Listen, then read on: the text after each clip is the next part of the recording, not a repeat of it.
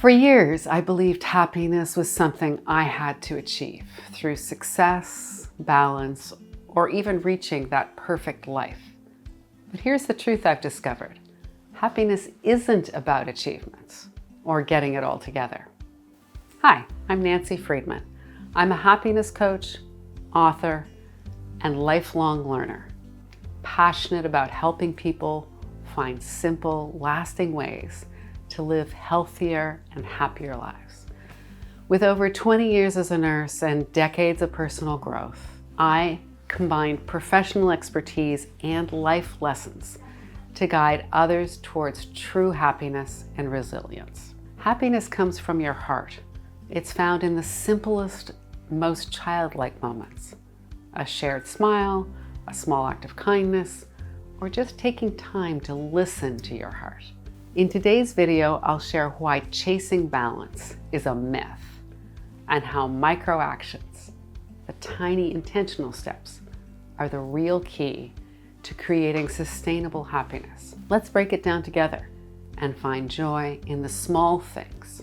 So let's dive in. So for a long time, I thought that achieving happiness and achieving my goals were kind of the same thing. You know, you create a vision board, or at the beginning of the year, you set a goal. And I thought that when you achieved that, that would be my measurement of happiness. However, over time, I've learned that once you achieve those goals, you have a moment where you feel wonderful that you've achieved it. But that passes so quickly. Happiness is really something very different. That logical brain was wired to achieve the goal and thought somehow there was happiness attached to it. It's really the other part of us. It's really our hearts that feed our happiness. And we need to look at the things that feed our hearts. Those small moments, the smile on someone else's face, that moment when your dog welcomes you home. Those are the real moments of happiness where you really feel it in your gut. Not that I got that thing at work or I achieved that benchmark that I set for myself. Happiness really is about the small things. And it really does make a difference to focus on those and to know what those are for you. If you've listened to anything I've said before or read anything, you may have heard me refer to listening to your heart. So for all of you type A personalities, you listen to your head. And I know that because that's really where I come from. It's so easy to listen to the little voice in your head who's telling you what to do. Learning how to listen to your heart, that's another special skill. It's stopping all of that busy traffic in your head. It's being quiet with yourself and learning how to do that. That's a really important piece in achieving happiness. Until you can find that emotional balance where you know what your logical brain is saying, but you also really know what your gut's leading you to, and being honest with that, and not having a battle on the two sides. Really understanding that your heart can really lead you to the right answer to any question that you have. And learning how to create that balance, learning how to listen to your heart, is really what's going to take you to ultimate happiness. The trick about listening to your heart, and it is kind of a trick, is that first of all, you have to want to do it. Right? So when you're super analytical, you believe that anything your head is saying is leading you to your ultimate objective. And that's really logical, makes really good sense. It fits into our Western culture perfectly. However, most of us can say it doesn't really bring happiness. So listening to your heart, first of all, you have to decide you're willing to give it a try. And if you think back and can remember when you were a kid, whether that's when you were 3 years old or 10 years old, and you just did what you wanted to do, that was probably listening to your heart. And it's probably been ages since you've really done that. So it does take some practice. It is about finding out, how do I do that?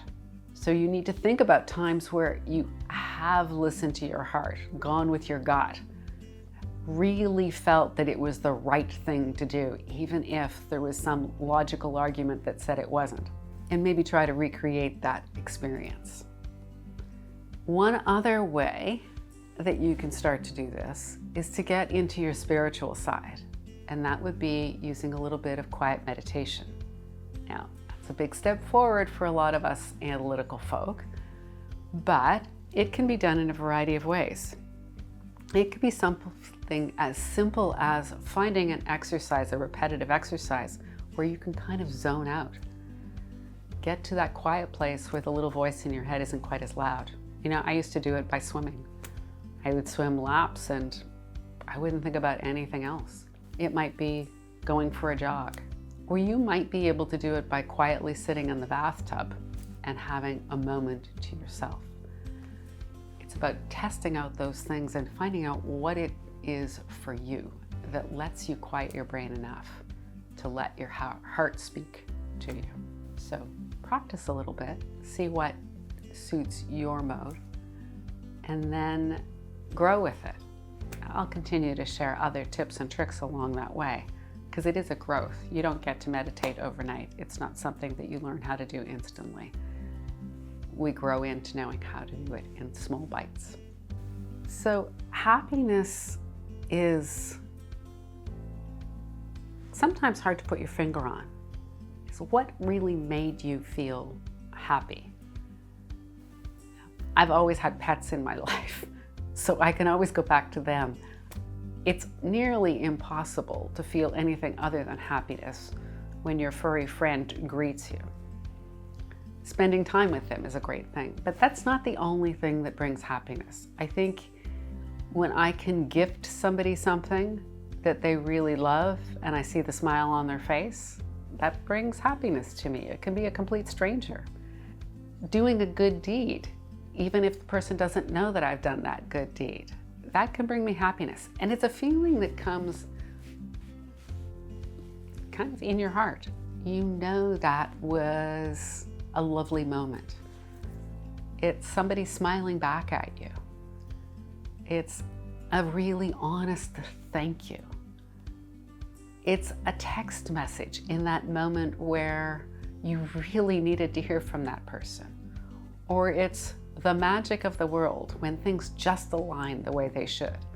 It could be something as simple as all the green lights happened for you in that moment when you thought you were going to be late, and as it turned out you weren't.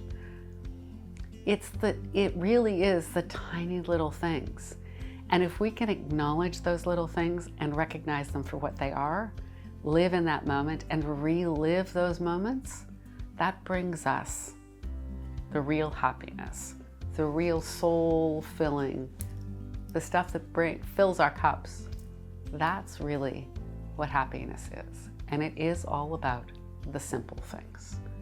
So there was a time when I believed that being happy was about balance or achievement or enough money or getting everything figured out or checking all the boxes or getting all the tasks done, completing all the things on the vision board. And I think our minds believe that achievement and happiness go hand in hand. But I don't really think that's true anymore. You know, when I look at people who really are happy, who express that happiness in everything they do, it's not relative to what they've achieved. It comes from just the space that they're in at the moment and how they enjoy their environment. Do they appreciate it when the sun is out or the flowers are in bloom or their coffee is exactly the right temperature? How much are they living in that moment? So I've really turned around and said it's not about checking the boxes. It really is about enjoying the moments and knowing that those little things add up to being happy. So for a long time, I really thought it was all about balance. If I can address all the areas of my life and make them all perfect, then I'm going to be happy. And I've come to understand, as I was writing the book, even during that process, that although it's nice to address all the areas of your life and recognize where you are in each one of those areas and where there's room for growth, that getting them balanced is completely unrealistic and really not the way we're wired. We're wired at one point in our life to be super focused on our careers, and in another point of our life be super focused on our families, or on caring for an aging relative, or on the brand new exciting partner in our world. We switch our focus all the time. It's just what we do. So creating balance is never going to happen. It's never all going to be even. And if you spend all your time trying to make it all even, you're just going to get exhausted. So I understand being exhausted and trying to make it all even. I don't think it's the way to go. I think it's about looking at, where are my priorities right now? Where do I want to put my energy? Is it into my career? Is it into my family? And yeah, you can do all of the pieces in little quantities. It doesn't actually have to work out and be even. It doesn't have to be balanced. It just has to be, you give attention or acknowledgement to each of those areas. So it does take a lot of work to kind of switch gears and say it's not about balance, but I do think it's about understanding all the different areas of your life and letting the balance piece go. Your journey to a healthier, happier life starts here. And if you found value in today's video, give it a thumbs up, subscribe, and invite someone special to watch it with you.